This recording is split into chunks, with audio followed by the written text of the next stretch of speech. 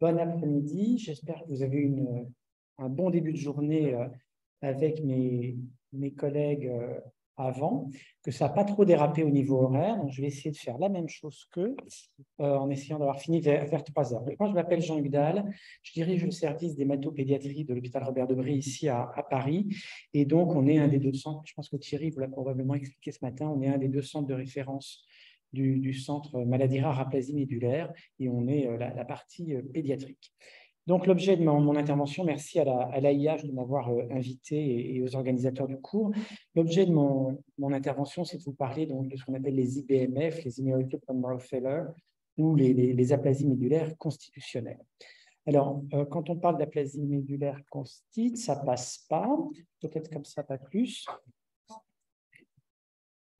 Là, pas plus, non. Cliquez pour ajouter.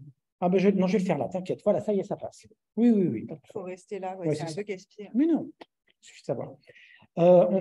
Parlant d'aplasie médulaire constitutionnelle, on parle d'une constellation de maladies parce qu'elles sont de plus en plus nombreuses, mais en fait, on parle de toutes maladies rares, voire de maladies extrêmement rares.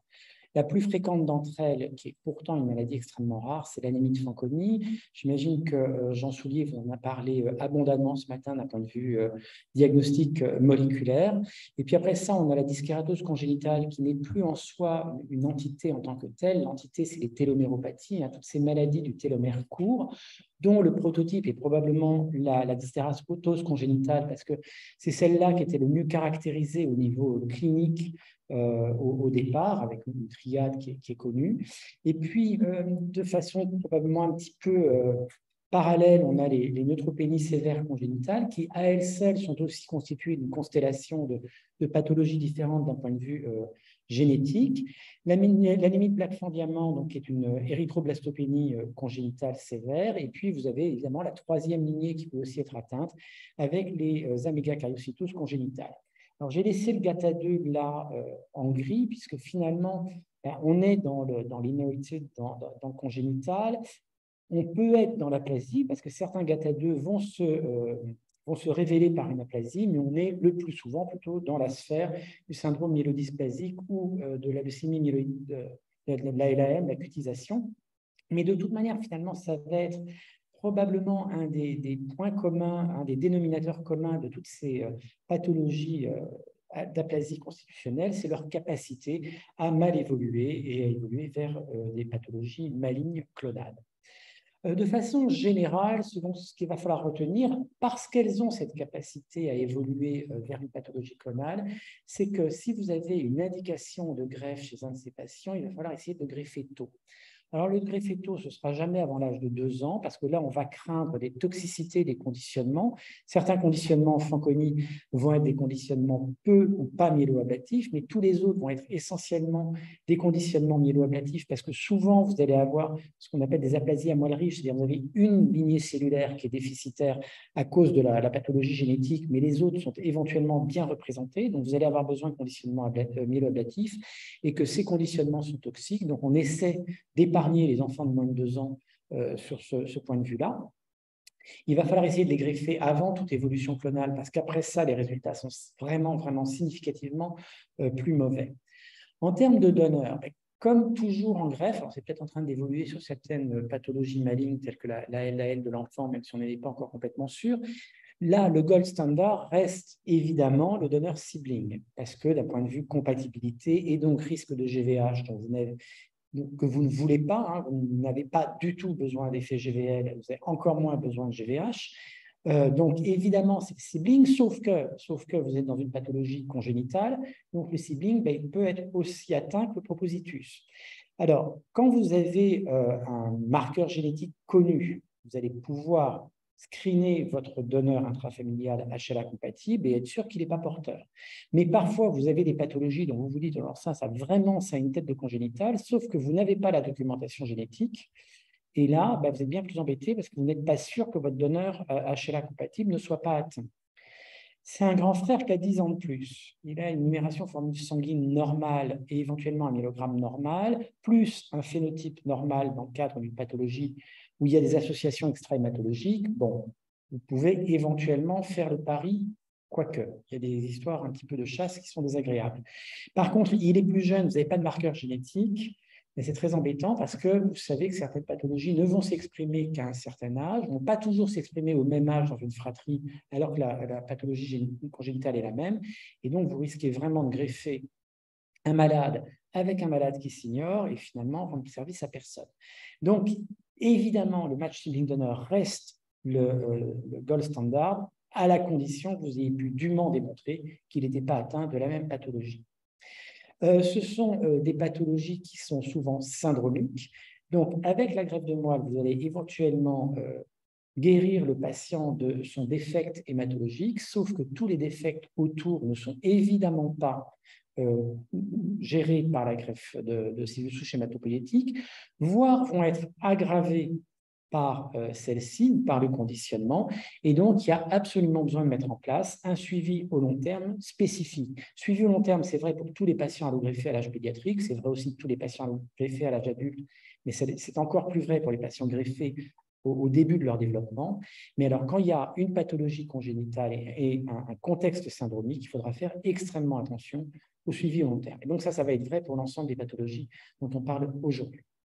Alors, qu'est-ce qu'on sait pour la principale de ces pathologies congénitales, qui est l'aplasie de Fanconi? Alors, il y a ce papier Princeps, qui maintenant a quand même 10 ans, qui est un papier qui a été rapporté, vous voyez, en premier auteur, c'est Régis Peffot de Latour, en dernier, c'est Carlo Dufour. À l'époque, ils étaient l'un et l'autre responsables de la severe aplastic anemia oligopathique de l'EBMT.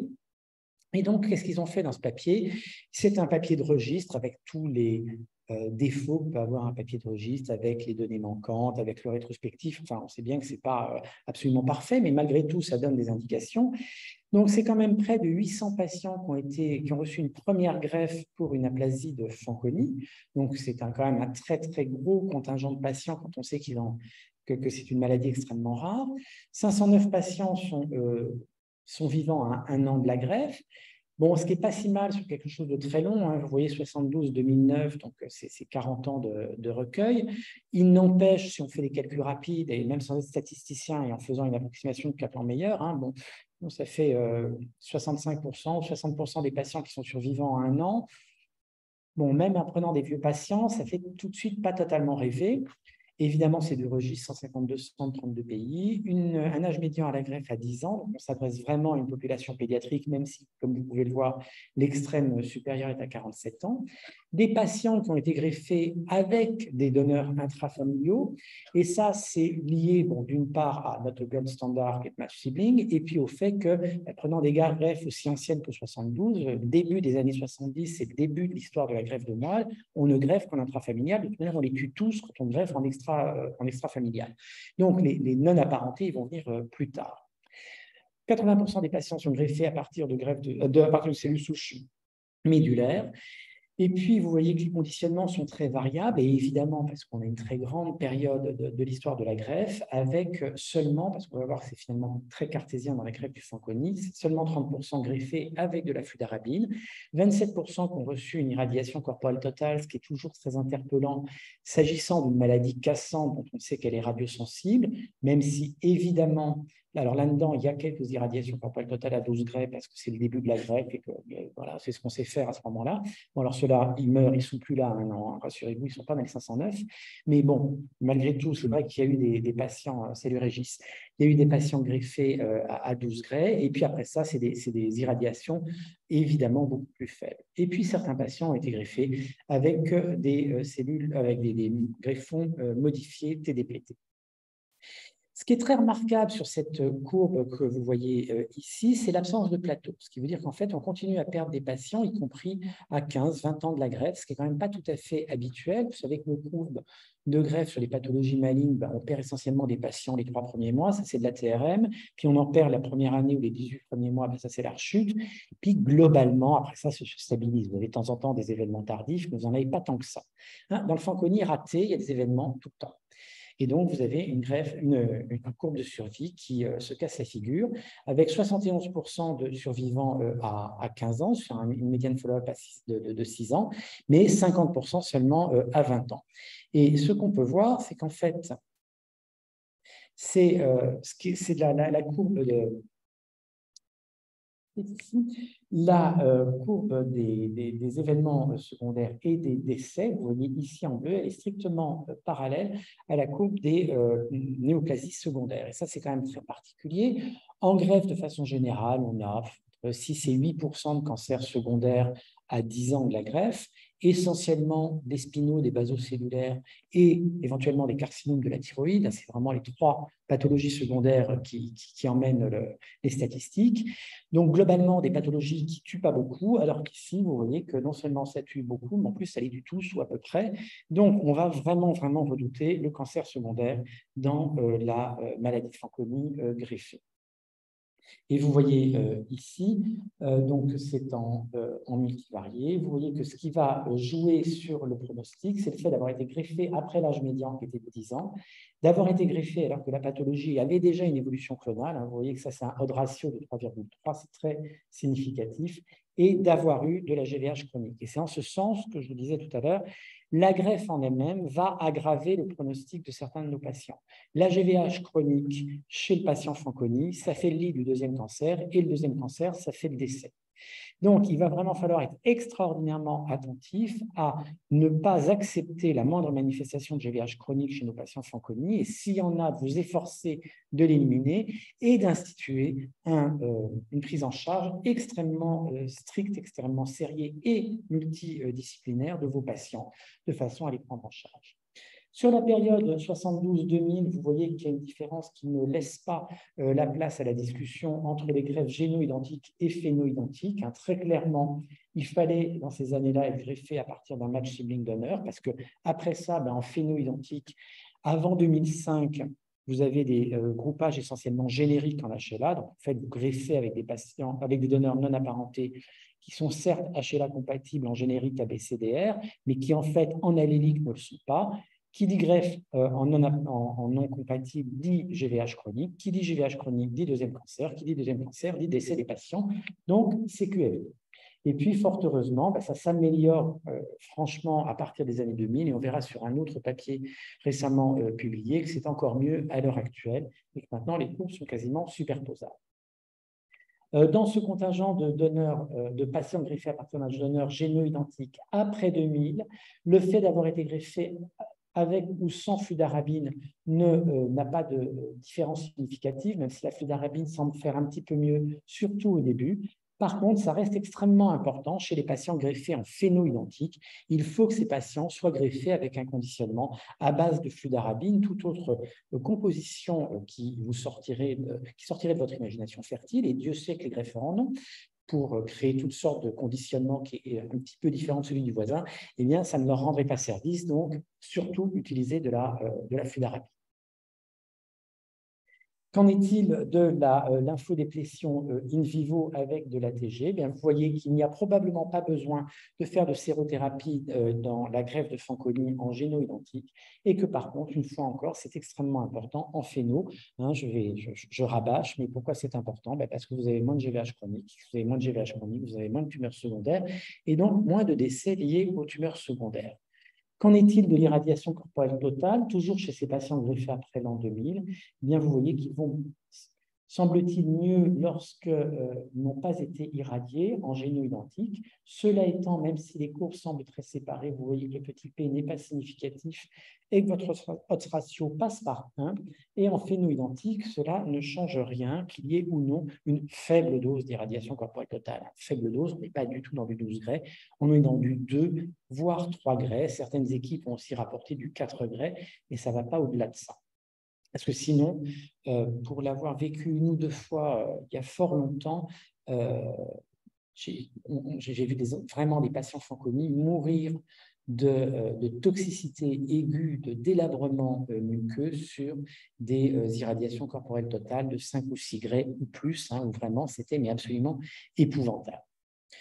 Qu'en est-il dans les sources cellulaires, entre moelle osseuse et cellules souches périphériques? On est à la limite de la significativité pour les donneurs intrafamiliaux, avec quand même, semble-t-il, une tendance pour de meilleurs résultats en cellules souches médulaires, et c'est significatif en phéno-identique. Donc là encore, lorsqu'on greffe Fanconi, on ne veut pas de GVH, et donc on demande des cellules souches hématopoïétiques d'origine médulaire.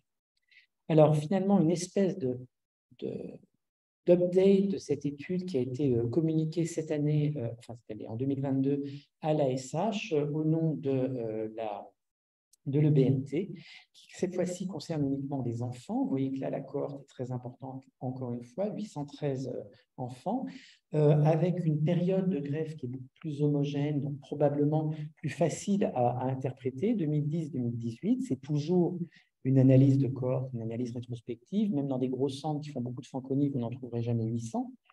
Uniquement des patients d'âge pédiatrique greffés avant l'âge de 18 ans et qui sont greffés pour la première fois. Donc là, on retrouve sur ce critère première fois la même chose que dans le papier dont je viens de vous parler.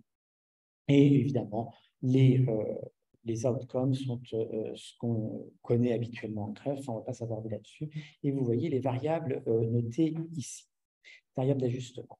Donc, 813 patients, je vous le disais, la moitié greffée avant 2014, l'autre moitié après 2014. La moitié greffée la moitié des greffés sont des garçons, la moitié sont des filles. Ils sont greffés à 8,8 ans, on avait 10 ans tout à l'heure, donc globalement, c'est la même chose. Mais évidemment, on a en interquartile, c'est beaucoup plus resserré. Et de toute manière, encore une fois, il n'y a pas de plus de 18 ans versus 47 tout à l'heure. Et un intervalle médian entre le diagnostic et la greffe de l'ordre de 2 ans, avec des greffes qui surviennent parfois très précocement après le diagnostic. Essentiellement des patients greffés pour aplasie médulaire et très peu, 9%, greffés pour un stade plus avancé avec une évolution clonale ou même une leucémie aiguë. Alors, je suis désolé, j'ai gardé les diapos qu'on avait reçus avant la présentation à l'âge, on avait mis des commentaires en plus. Ce qu'il faut voir, c'est que donc, la moitié des patients ou un peu plus sont greffés en match shielding donneur, 20 en non-apparenté matché. Malgré tout, 18% sont greffés en mismatch intrafamilial, avec un ou deux mismatchs. Et puis, vous avez même un petit pourcentage de patients qui est greffé en haplo identique. 65% sont greffés en moelle, ils ont lu le papier de Régis avant de greffer leurs patients, et 28% sont greffés en cellules souches périphériques. Un tout petit contingent reçoit du sang placentaire. Et puis, vous voyez, là encore, ils ont lu le papier de Régis, 70% sont greffés, enfin même plus que ça, 83% sont greffés avec de la fludarabine et des faibles doses d'endoxan, on va y revenir. Les 3/4 reçoivent malgré tout, plus que les 3/4, même 87% reçoivent une sérothérapie, alors que, je vous l'ai dit, hein, il y a 40% à peu près des patients qui sont greffés, 40 ou 25, j'ai peur de dire une bêtise, sont greffés en géno-identique. Non, 50% sont greffés en géno-identique. Il y a quand même une bonne partie des géno-identiques qui continuent à recevoir une sérothérapie. Et puis, vous voyez que presque 90% des patients reçoivent une irradiation corporelle totale qui est très majoritairement inférieure à 4 degrés. Et les plus du Y sont fort heureusement extraordinairement rares. Et la bonne surprise, malgré tout, c'est que les résultats s'améliorent. Alors, vous remarquerez que la courbe s'arrête à 5 ans, donc les événements ultérieurs et la courbe qui continue à se casser la gueule, on ne la voit pas, mais de toute manière, sur ces 5 premières années, il y a une amélioration très nette des résultats antérieurs, puisque tout donneur confondu, vous voyez qu'il y a une survie globale à 83%, ce qui est évidemment tout à fait satisfaisant et réjouissant. Alors, si on décortique ensuite, eh bien, les patients greffés en situation sibling ou match-related donor non fratrie sont ceux qui ont les meilleurs résultats. Et puis, il y a des résultats qui sont moins bons, possiblement discutables, parce qu'on est dans une pathologie non maligne, mais chez des patients qui sont sévères, hein, ces patients, ils sont au minimum transfusodépendants pour aller à la greffe. Eh bien, vous voyez qu'on a malgré tout à 5 ans une survie globale autour de 75%, ce qui est nettement en amélioration par rapport à ce qu'on avait au préalable. Et puis, évidemment, comme je vous le disais en introduction, n'attendez pas qu'ils soient acutisés ou qu'ils aient même une prolifération clonale. Hein. Ils peuvent avoir simplement une modification de leur karyotype. Hein. Vous leur faites un karyotype une fois par an, surtout à l'âge pédiatrique. Si vous voyez apparaître un clone au karyotype, n'attendez pas de voir des blastes, de voir une myélodysplasie au sens cytologique du terme pour les emmener à la greffe, parce que vous aurez des soucis et que les résultats seront bien meilleurs et bien plus altérés. Le fait d'avoir ou non une sérothérapie, eh bien, là, on est assez content parce que finalement, ça reproduit ce qu'on savait d'avant. Ce n'est pas absolument nécessaire, singulièrement, en non-apparenté. Et puis, quand on regarde ici en analyse multivariée, vous voyez que l'alemtuzumab semble faire mieux que l'ATG. à choisir une sérothérapie, prenez de l'alemtuzumab. L'haploïdentique versus un match family donor, eh bien, ça reste un résultat qui est de plus mauvais pronostic, ce qui ne veut pas dire encore une fois que vous ne leur rendez pas service, à 50, 75%. Nonobstant, c'est moins bien. Donc, si vous avez un frère ou une sœur, allez-y plutôt que de choisir papa ou maman. Et si vous prenez un mismatch versus un mismatch non apparenté ou apparenté versus un match familial donor, vous voyez que c'est moins bien. Et puis, l'acutisation est une catastrophe. Alors, qu'est-ce qu'on fait, nous, ici, comme conditionnement? Ça ne veut pas dire qu'il faille absolument faire ça. C'est simplement des conditionnements dont on est satisfait à Saint-Louis et à Robert-Debré, où, malgré tout, on greffe la grande majorité de la cohorte française de Fanconi. En géno-identique, c'est extraordinairement simple. Vous voyez que c'est Blandoxan 40 mg kg, dose totale en 4 jours. C'est vraiment, on fait de l'homéopathie à peu près. C'est vraiment 40 mg dose totale, 10 mg kg jour, 4 jours. Et de la fludarabine, 90 mg mètre carré dose totale, 30 x 3. Donc, vous voyez que c'est vraiment extraordinairement léger comme conditionnement, mais ça suffit pour achever de les mettre en aplasie et permettre la prise du greffon. Pas de sérothérapie, pas d'irradiation corporelle totale et une prophylaxie de la GVH par cyclo et MMF. Et en phéno-identique, alors ça, on l'utilise aussi bien à Saint-Louis qu'à Robert-Debré. Et ici, on diffère un petit peu entre Robert-Debré et Saint-Louis. Saint-Louis en phéno-identique, même dose d'endoxan, un petit peu plus de fludarabine, c'est 120 versus 90. Une sérothérapie, 7,5 mg kg jour, c'est de l'ATG de Gemzyme, donc du lapin. Et une irradiation corporelle totale en degrés, une seule fraction de degrés pour assurer une lymphodéplétion suffisante et une prise de la greffe avec la même immunosuppression.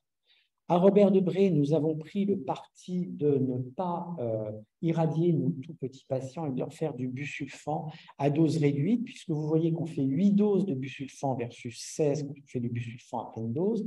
Donc, ces 8 doses, ça pourrait faire 50% de busulfan, mais ce n'est même pas ça, puisqu'on fait 75% de chaque dose unitaire. Donc, vous êtes vraiment sur un équivalent 6 mg kilo dose totale, excusez-moi, qu'on va faire en 2 jours, et puis une sérothérapie un peu plus intensive qu'à Saint-Louis, 10 versus 7,5. C'est des habitudes, personne ne peut vous dire que 10 c'est mieux que 7,5 ou lycée de Versailles, sachant que bon, voilà, on a nos conditionnements, on en est content, et donc on les conserve. Et pourquoi on en est content? Parce que vous voyez ici, ça c'est les résultats poulés Robert-Debré Saint-Louis. On a une survie globale à presque 10 ans, vous voyez, qui est de l'ordre de 95%. Donc, pourquoi changer des recettes qui fonctionnent? Vous voyez, c'est sur 10 ans. Alors, effectivement, très peu de patients. Il y avait seulement 20 patients. Ils étaient tous transfusiodépendants et aucun n'était acutisé. Mais vous voyez qu'on a une courbe de survie qui est évidemment satisfaisante, rassurante. Mais encore une fois, on n'a pas les événements tardifs qui vont survenir. Sur le risque de cancer secondaire, on va retrouver les mêmes choses. L'âge supérieur à 10 ans, le fait d'avoir été greffé en cellules souches périphériques à cause de l'incidence accrue de GVH, le fait d'avoir une irradiation corporelle totale est peut-être protectrice. Et si je me souviens de mes cours par Eliane Buchmann il y a 25 ou 30 ans, si j'avais dit à Eliane Buchmann que j'allais défendre un conditionnement de Fanconi avec du busulfan, je me serais fait arracher les yeux immédiatement. Ça fait longtemps que je ne lui en ai pas parlé, mais je pense qu'elle ne serait toujours pas d'accord avec moi. Et vous voyez que le fait d'avoir fait une GVH chronique au préalable est très, très, très générateur de GVH chronique. Voilà pour les Fanconi. Des questions sur le Fanconi? Alors, on avance sur la dyskératose congénitale ou plutôt sur les téloméropathies. Là encore, je ne reviens pas là-dessus puisque Jean Soulier vous a fait un cours dédié là-dessus. Vous connaissez le complexe de la télomérase. Et ce qu'on voit ici, probablement que ça c'est Thierry qui vous en a parlé ce matin, c'est la triase habituelle de la dyskératose congénitale, donc finalement la maladie princeps qui a permis ensuite de décrire les téloméropathies, qui sont les leucoplasies intrabuccales, les anomalies inguéales et puis cette peau très chamarrée. Donc, comme vous le savez, bon, c'est une maladie, c'est une aplasie médulaire congénitale qui peut être autosomique récessive dominante ou liée à l'X selon le gène considéré. Donc, une mutation dans le complexe de la télomérase avec cette triade dont je vous ai parlé. Et puis, des choses qui vont constituer le syndrome de la téloméropathie, un déficit immunitaire plus ou moins important et une prédisposition au cancer. Donc finalement, on boucle un petit peu avec notre Fanconi. Ce sont des malades qui vont faire des tumeurs secondaires et pas nécessairement des tumeurs hématologiques. Alors, comme c'est une maladie encore beaucoup plus rare que le Fanconi, on n'a quand même pas grand-chose à se mettre sur la dent dans la littérature. Vous voyez ici, bon, ce n'est pas un papier tout à fait récent, mais c'est un papier de revue. Vous voyez, il y a quand même une bonne vingtaine de papiers qui sont colligés là, et en fait, vous avez 41 patients au total. C'est vraiment extrêmement peu. Et puis, 28 patients survivants, alors que les médians de follow-up rapportés dans cette série, dans ce papier de revue, n'est pas très important. Donc, essentiellement, et vous le verrez détailler le tableau, essentiellement des décès précoces. Un autre papier qui date à peu près de la même période reprenait l'expérience américaine à propos de 34 greffes. Vous voyez qu'on joue dans des effectifs de patients extraordinairement petits et qu'en plus, dans les 34 cas-là, certains qui sont dans le papier de revue précédent, une durée de greffe qui n'est pas tout à fait superposable au papier de Blood sur le Fanconi tout à l'heure où c'était 72-2010, enfin quand même, on est 81-2009, donc c'est très ancien, même si la majorité des patients ont été greffés après 89. 41% des patients greffés avant l'âge de 12 ans, les 3/4 avant l'âge de 20 ans, 82% étaient des garçons. Entre le diagnostic et la greffe, 30% c'est avant 1 an du diagnostic, mais il y en a quand même un tiers qui ont été greffés à plus de 5 ans du diagnostic. L'essentiel des patients ont reçu un conditionnement à base d'alkylan, essentiellement de la moelle, la moitié avec un donneur apparenté. Et toujours cette éternelle question, est-ce que tous ces donneurs apparentés ont été checkés pour n'être pas malades eux-mêmes? Et il n'y avait pas de déplétion in vivo ou in vitro chez un peu moins de la moitié des patients. Qu'en est-il? Sur ces 34 patients, il y en a 4 qui meurent avant même la prise de greffe, donc une incidence cumulative de prise de greffe de 73%.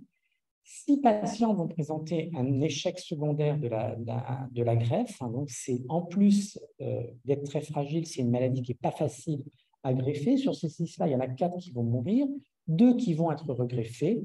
Et puis, il va y avoir parmi ces patients-là 3 qui vont faire des tumeurs secondaires vraiment précoces. Alors, je pense que le PTLD-EBV induit, je ne suis pas sûr qu'il faille le considérer comme étant un cancer secondaire. On en a tous dans toutes nos pathologies. Et puis, ils peuvent mourir de leur PTLD-EBV, mais c'est vraiment une complication de la greffe, une complication aiguë. Je ne crois pas que ce soit lié à la pathologie sous-jacente. Mais ils vont faire des pathologies cutanées très précoces post-greffe, parce que ça vraiment, tout à l'heure je vous en parlais, des spinaux et des basocellulaires. Certes, ce sont les cancers secondaires les plus fréquents après nos greffes en général, mais c'est des choses qu'on voit à 10 ans, à 15 ans, à 20 ans de la greffe, pas à 2 et 4 mois. Et puis là-dessus, il y en a 12 qui meurent. Tout de suite, ça donne envie. On est content. Et surtout, ils nous rapportent leurs 34 greffés avec ce diagnostic-là. On n'a pas la moindre idée de combien ont eu un diagnostic de dyskératose congénitale ou d'autres téloméropathies durant cette même période de 30 ans et n'ont pas été emmenés à la greffe et sont morts de leur maladie. Mais donc, vous avez au total 20 décès sur 34, 2/3 des patients qui sont décédés, et tous ceux qu'on n'a pas amenés à la greffe parce que déjà trop malades, parce que déjà trop comorbides, parce que déjà acutisés. Donc, vraiment, c'est une pathologie qui pose problème. Alors, si vous n'êtes pas convaincu que ça pose problème, on regarde la courbe de survie. C'est encore pire que le Fanconi. Parce que le problème, c'est que ça ne s'est pas amélioré avec le temps. Vous voyez qu'à 10 ans, il y a plus de 30% de survivants, et à 12 ans, il n'y a plus que 15% de survivants. C'est vraiment, mais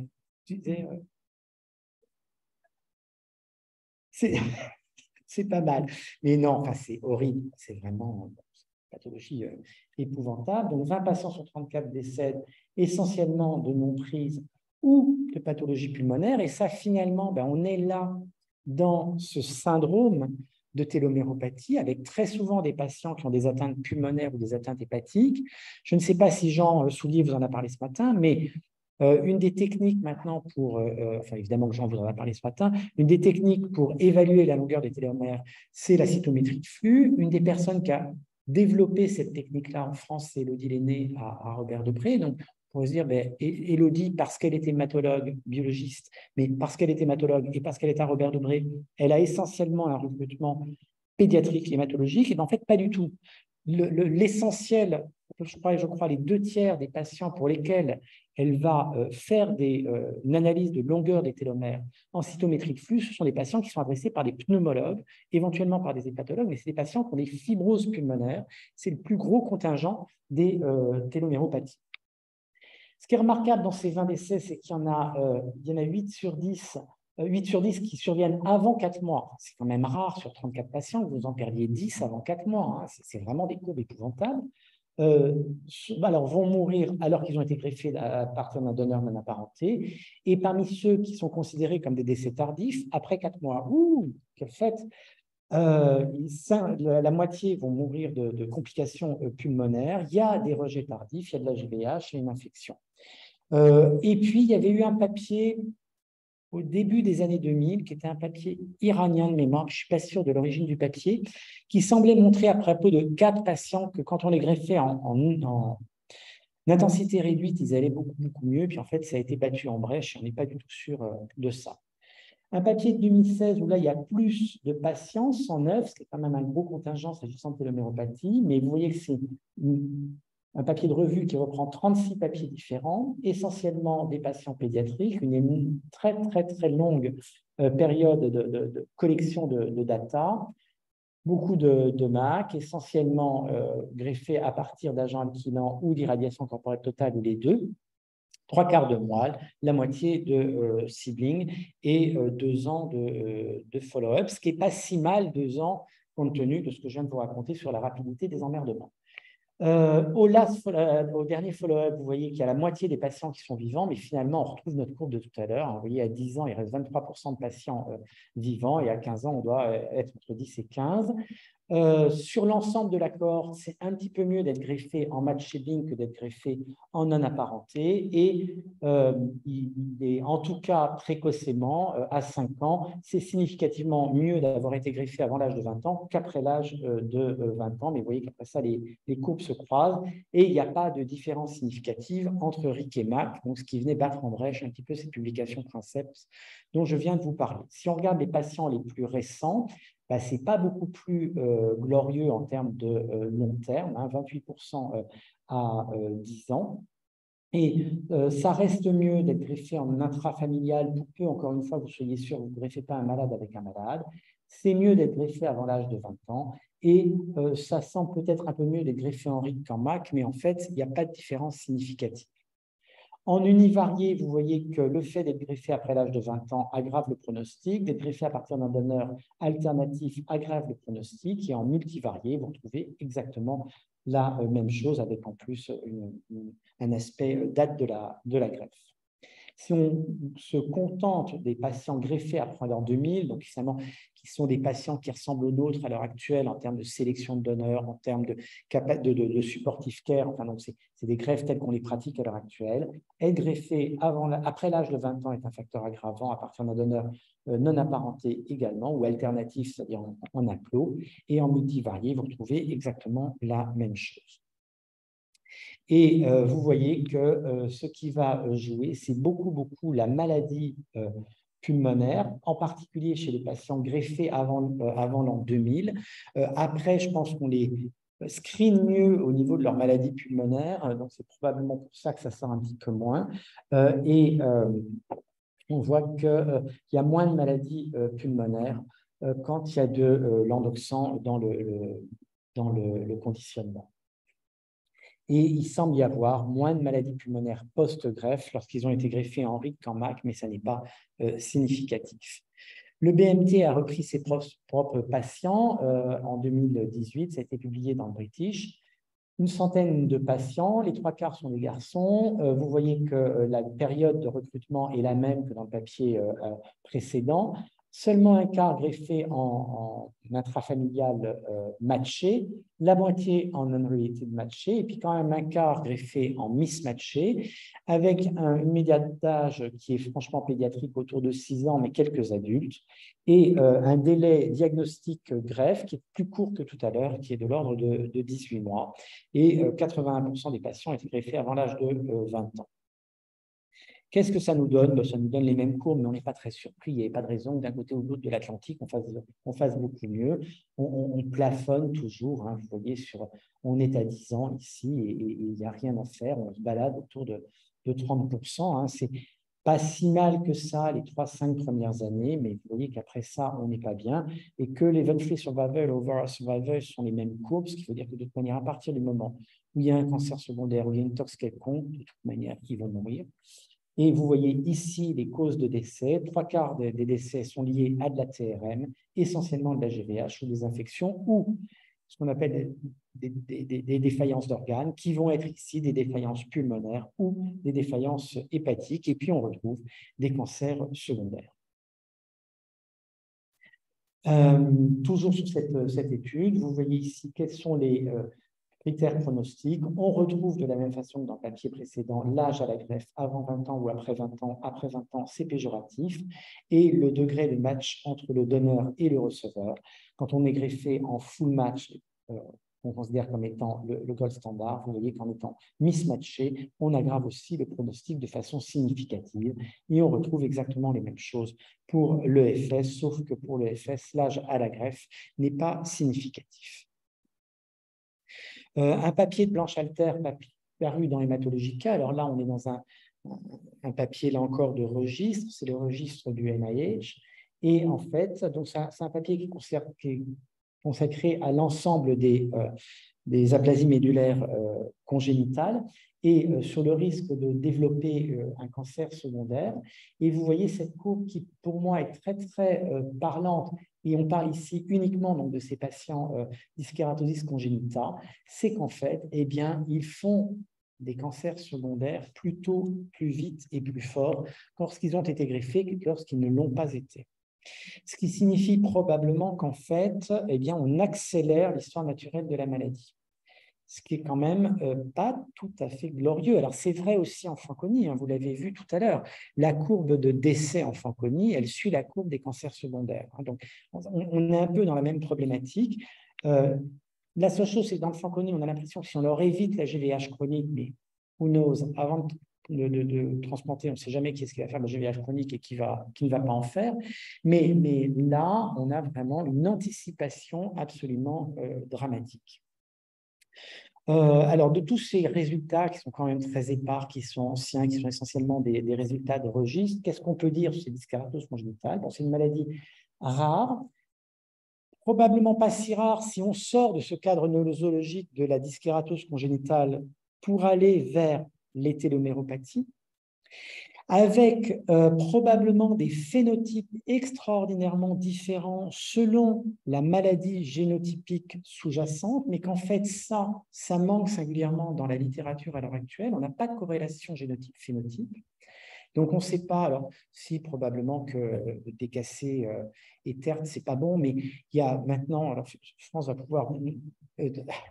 va pouvoir nous dire combien il y a de mutations, moi je vais vous dire des bêtises, mais bon, parmi les plus de 10-15 mutations, 17 mutations décrites à l'heure actuelle dans les téloméropathies, il y en a probablement certaines qui sont beaucoup plus sévères en termes phénotypiques que d'autres, mais on n'a pas encore clairement de corrélation phénotype-génotype.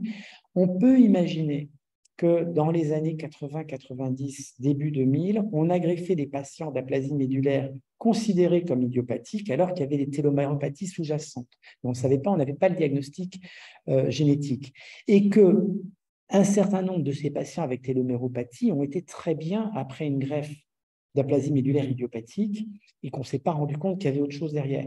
Donc, très probablement, il faut absolument qu'on arrête de parler de dyskératose congénitale, sauf quand c'en est une d'un point de vue phénotypique. Il faut qu'on parle de téloméropathie, il faut surtout qu'on améliore nos connaissances pour qu'on sache à qui on peut rendre service avec la greffe et pour lesquels il ne faut pas y aller.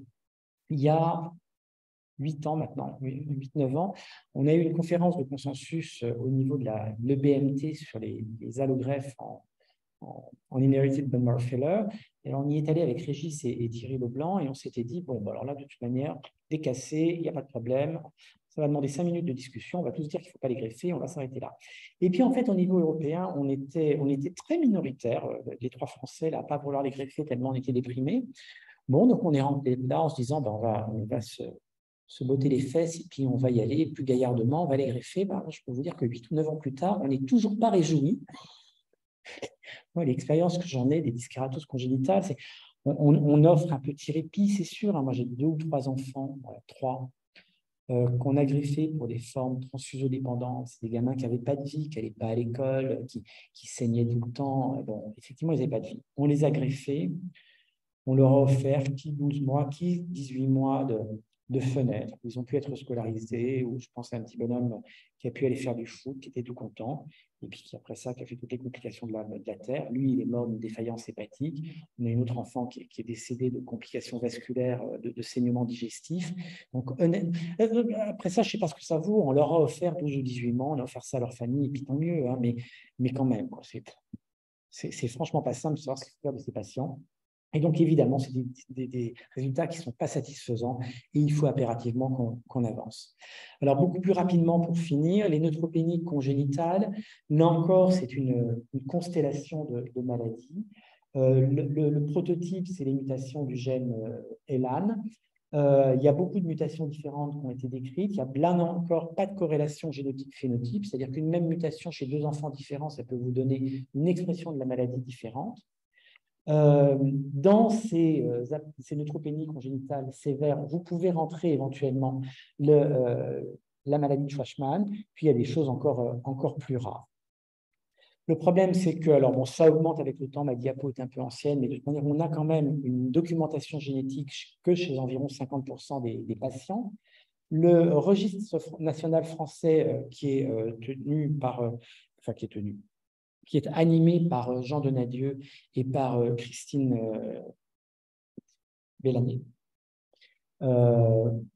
avait à ce moment-là 600 cas, j'imagine, qui sont probablement à 700-800 à l'heure actuelle, mais ça reste extrêmement rare. Et puis finalement, les greffes demeurent marginales dans ce domaine.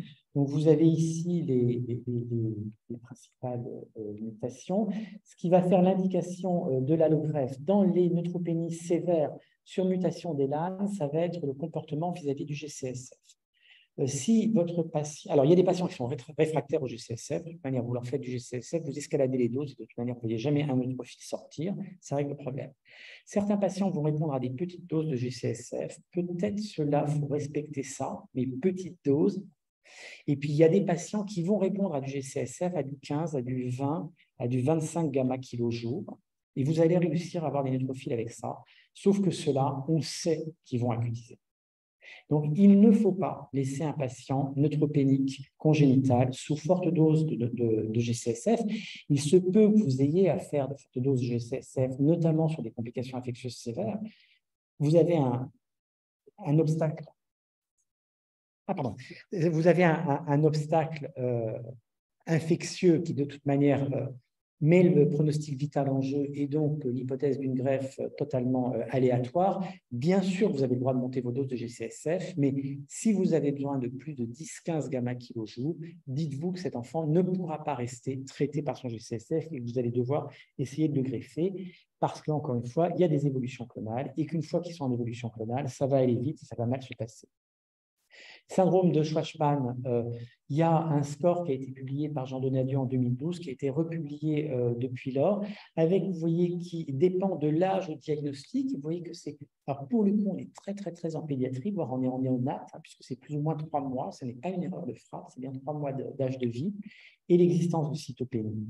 Lorsque le score est égal à 0, il y a peu de complications, donc pas d'indication à greffer. Lorsque le score est égal à 2, ils vont quasi tous évoluer de façon clonale et donc cela, il faut essayer de les greffer et encore une fois de les greffer à partir du moment où vous avez fait le diagnostic. Ils ont plus de 2 ans et pas attendre qu'ils acutisent pour y aller. Les modalités de greffe, évidemment, on va prioriser les donneurs intrafamiliaux dès lors qu'ils sont sains. J'espère que vous ressortirez avec ce message-là.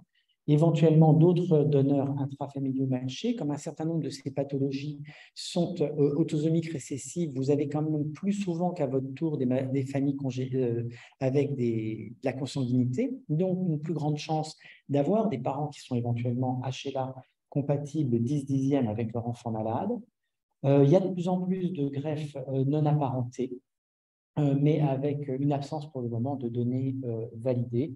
Et s'agissant des cordons, pour le moment, les recommandations, c'est d'y aller uniquement si vous êtes dans un centre qui connaît bien le cordon ou au sein d'une étude prospective qui n'existe pas, évidemment, dans ce type de pathologie.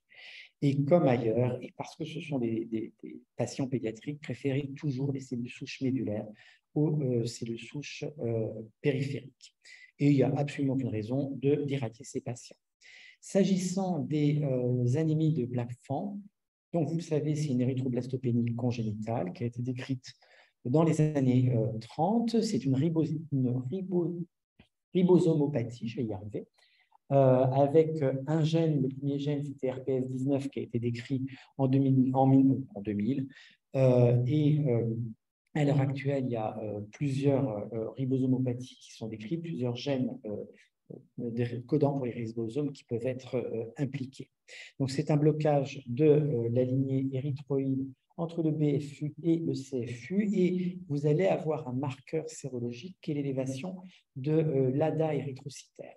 Et ce marqueur biologique, même s'il n'est pas pathognomonique, dans une famille où vous avez un patient Blackfan, au sens que c'est une érythroblastopénie, il n'y a pas d'érythroblaste dans la moelle, c'est un diagnostic d'anémie qui a été fait très tôt dans la vie, qui est transfusodépendante. Vous avez vérifié que ce n'était pas un parvo B19, et de toute manière, votre gamin, vous l'aviez vu à 3 mois, vous l'avez transfusé, et puis vous continuez à le transfuser jusqu'à l'âge d'1 an.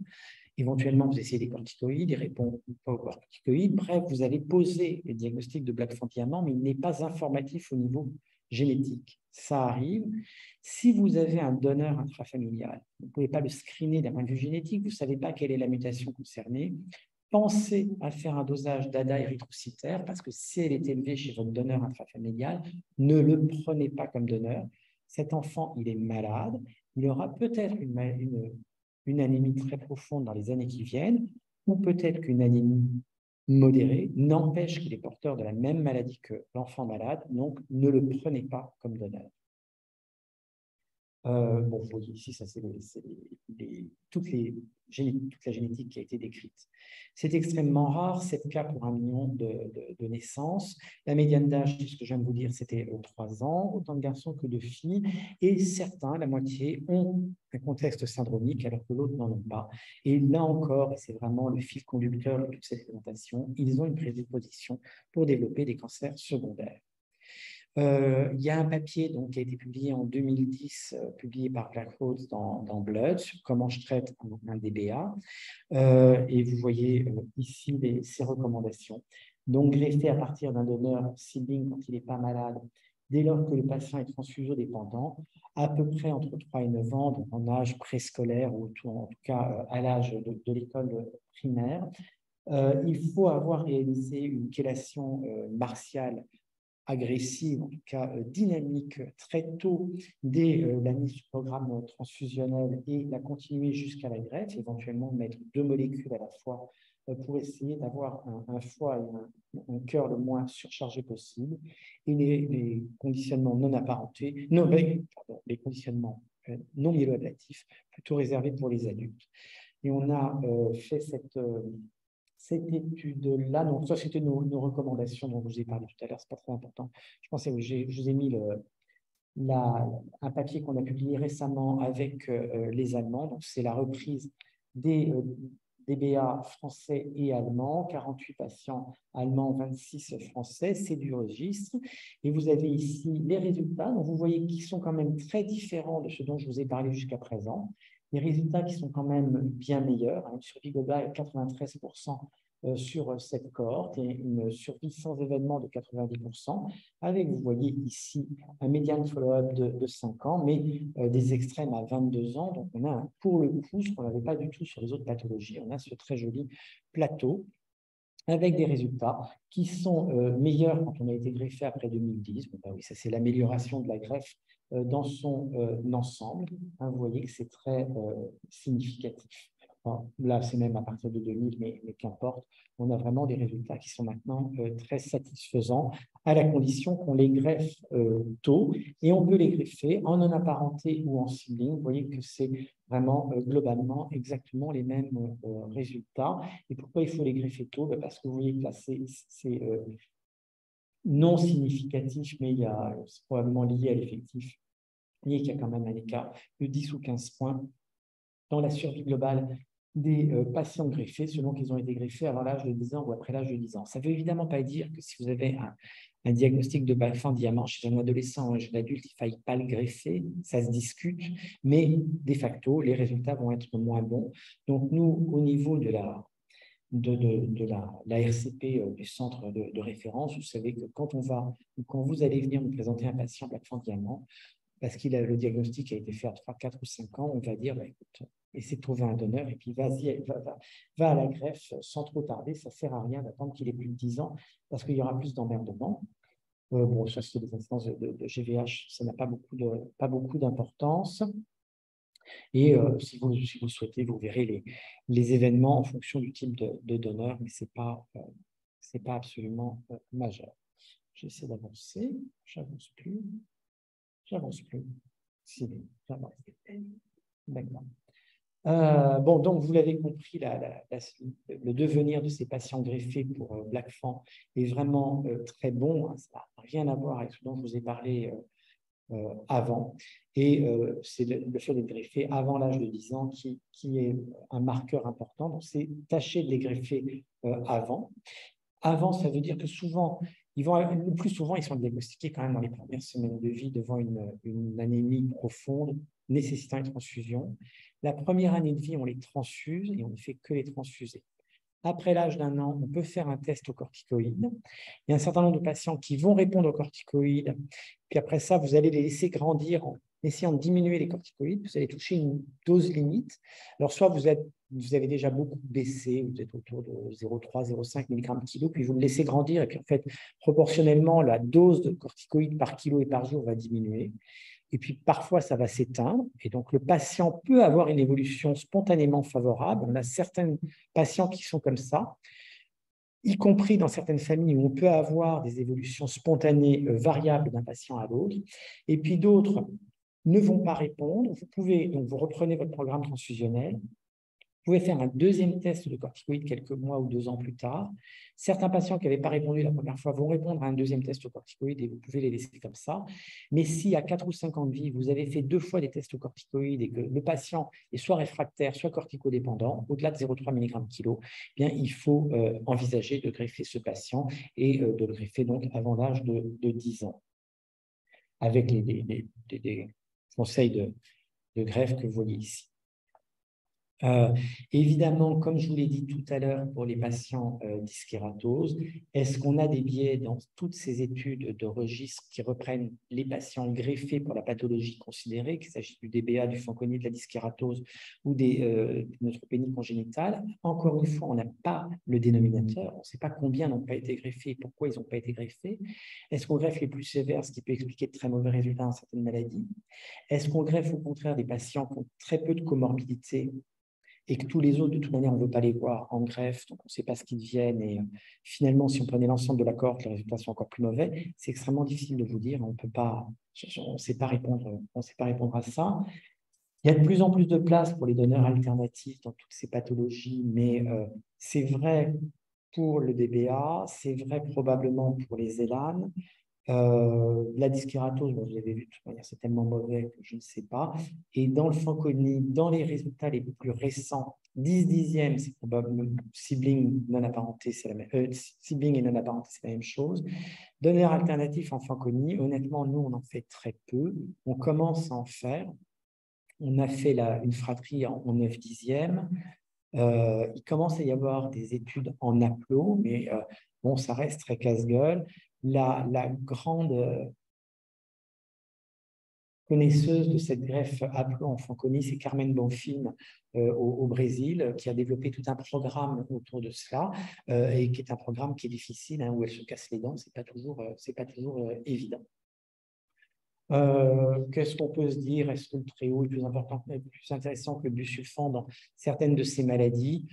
C'est très probable en termes de toxicité aiguë. Vous savez que le Tréo, c'est un produit qui est assez récemment arrivé en France, que de toute manière, jusqu'à présent, il n'y avait pas d'autorisation de mise sur le marché du Tréo dans les pathologies non malignes en pédiatrie. Alors, ils viennent de l'obtenir au niveau européen. Ce n'est pas encore validé au niveau français, mais bon, on peut imaginer, je crois, en particulier en non apparent, en non malin, que le Tréo va probablement progressivement prendre la place du busulfan parce que c'est quand même beaucoup moins toxique, au moins en aigu. Je ne me prononce pas sur la toxicité au long cours. Les grands partisans du Tréo disent que c'est moins toxique, moi j'en sais rien. Voilà, et sur les donneurs alternatifs, ça c'était pour le DBA, on ne sait pas très bien. Et puis encore une fois, si on revient sur le DBA, mais c'est vrai pour toutes les pathologies dont je vous ai parlé aujourd'hui, eh bien, il y a ce risque de cancer secondaire. Donc, toujours mettre en place un suivi au long cours, comme pour n'importe quel greffé, mais encore plus sérieux. Et en particulier pour le Fanconi, vous devez faire suivre vos patients Fanconi par un stomatologue qui connaît le Fanconi, qui va pouvoir dépister les anomalies de la langue et de l'oropharynx et très vite dépister des cancers alors qu'ils en sont encore qu'au stade superficiel et qui sont curables chirurgicalement.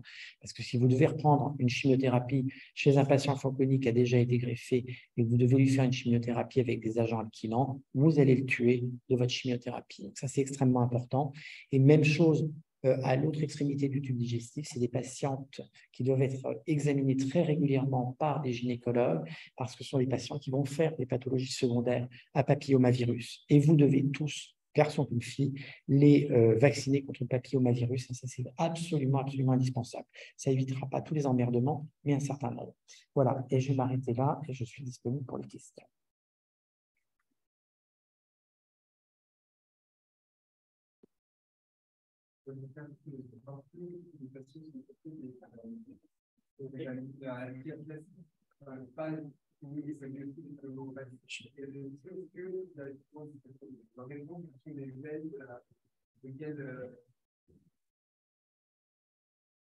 Alors, la question, c'était pour les dyskératoses, est-ce que ceux qui sont rapportés, c'est uniquement des décassés avec la triade clinique classique, leucoplasie, lésions cutanées et lésions inguéales? Probablement pour les plus anciens, pas pour tous à l'heure actuelle, mais en fait, on ne sait pas, on n'a absolument pas ça dans les papiers, on n'en sait rien. Il n'y a vraiment pas de documentation dans les papiers sur le background génétique de ces patients et le type de mutation. Je ne sais pas si tu veux rajouter quelque chose, Flore. Globalement, les données récentes, sont les maladies plus récentes de ce qui est la façon d'attendre sont absolument avec des conditions non seulement adaptées, censées être dans le c'est vraiment une maladie compliquée.